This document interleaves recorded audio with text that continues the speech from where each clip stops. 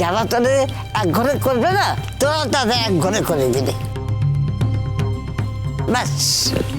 অয়নদা, এবাড়ির বিয়েতে তো কোনো লোকই এলো না, কেউই এলো না প্রায়। এমনকি মিটিলের বাড়ির থেকেও আত্মীয় স্বজনরা এলেন না।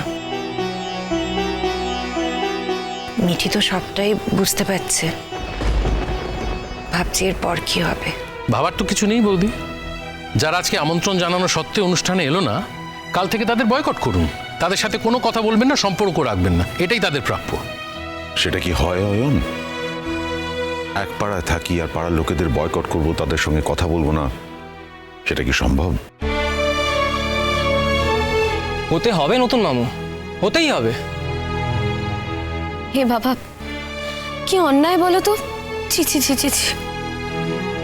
আমি বুঝতে পারছি না, মানে একটা ঘটনা ঘটে গেছে, সেটা নিয়ে তো আমাদের মাথা ব্যথা হবে। উতির এত কি? কি জানো তো মা, এই সমাজে যেমন কৃষ্ণদার মতন ছেলে আছে না, ঠিক সেভাবেই ওদের মতন মানুষও আছে। আর ভালো মানুষ তো চিরকালই কম। সত্যি আমি না রীতিমতন ফ্যান হয়ে গেছি কৃষ্ণদার, সত্যি। এই বর্ষা, শোনো। হ্যাঁ মামনি বলো। আমি আসলে একটু এই বাইরের দিকে যাচ্ছিলাম, পাড়ার লোকজন যদি আসে তাহলে আমি এগিয়ে নিয়ে আসবো বলে। কেন পাড়ার লোকদের আগ বাড়িয়ে গিয়ে এই অবধি এগিয়ে নিয়ে আসার কি আছে আমি তো বুঝতে পারছি না। সবাই তো পাড়ারই লোক, তারা কি এই জায়গাটা চেনে না? দেখো বর্ষা, ওদের আসার হলে ওরা ঠিকই আসবে, আগ বাড়িয়ে ডাকার কোনো দরকার নেই।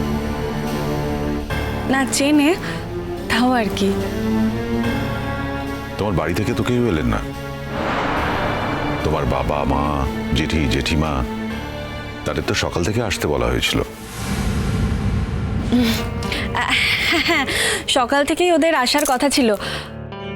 আমি ফোন করেছিলাম এক্ষুনি, ওরা আসার জন্য রেডি হয়েছিল আর কি। মানে আর বলো না, বেরোনোর সময়। তারপর কি হলো? আসবেন না ওনারা? ওরা না মামনি আসতে পারবে না গো। বেরোচ্ছিল আর তখনই না জেঠিমার পা মচকে গেছে।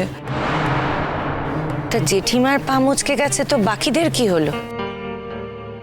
বাকিরা কি করে আসবে বলো? ওরা তো সবাই একসঙ্গে প্ল্যান করেছিল না আসবে। আর আমাদের বাড়িতে তো জানোই সবাই একসঙ্গেই সব জায়গায় যায়, একজন না এলে বাকিরা কি করে আসে বলো? আর দাদু দিম্মার তো মানে বয়স হয়ে গেছে, ওরা তো আর আসতে পারবে না। না তার মানে কেউ আসবে না, তাই তো? না গো নতুন কাকু, আসতে পারবে না মনে হয়।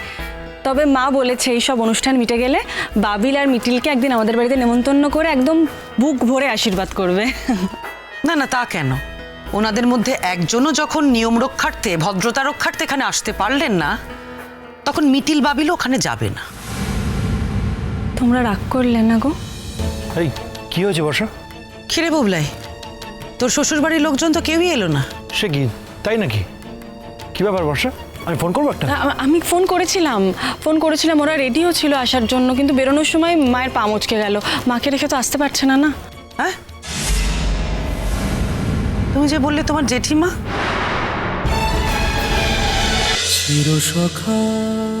চিরসখা সোম থেকে রবি প্রতিদিন রাত ৯টায় স্টার জলসায় ও জিও হটস্টারে।